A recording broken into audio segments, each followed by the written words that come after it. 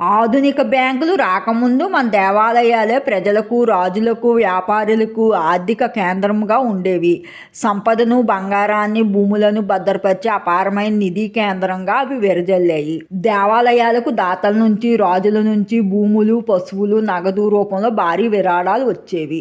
ఈ సంపదను దేవాలయాలు అట్టే పెట్టుకోలేదు. సరిగ్గా బ్యాంకుల మాదిరిగా ఆ సొమ్మును తిరిగి ప్రజల సంక్షేమం కోసం వినియోగించేవి.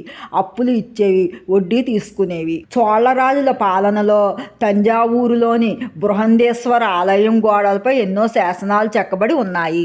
వాటిలో ఒక దాత ఆలయానికి కొంత కాసు అంటే నాణ్యమని దానం చేసినట్లు నమోదై ఉంది. ఆ దానానికి ఆలయం ప్రతిరోజు దేవుడికి నైవేద్యం కోసం నిర్దిష్ట సంఖ్యలో అరటిపండ్లు కొనుగోలు చేయడానికి లేదా దీపాలు వెలిగించడానికి అవసరమైన నూనె కొనడానికి వచ్చిన వడ్డీ ఉపయోగించేది.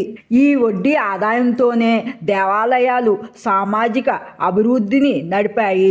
నీటి పారుదల కోసం చెరువులు, కాలువలు తవ్వించడం, వేదాలు నేర్పించే పాఠశాలలు నడపడం, ఆసుపత్రులు నిర్వహించడం, కరువు కాటకాల సమయంలో ప్రజలను సహాయం అందించడం ఇదంతా దైవ కార్యంలా జరిగేది.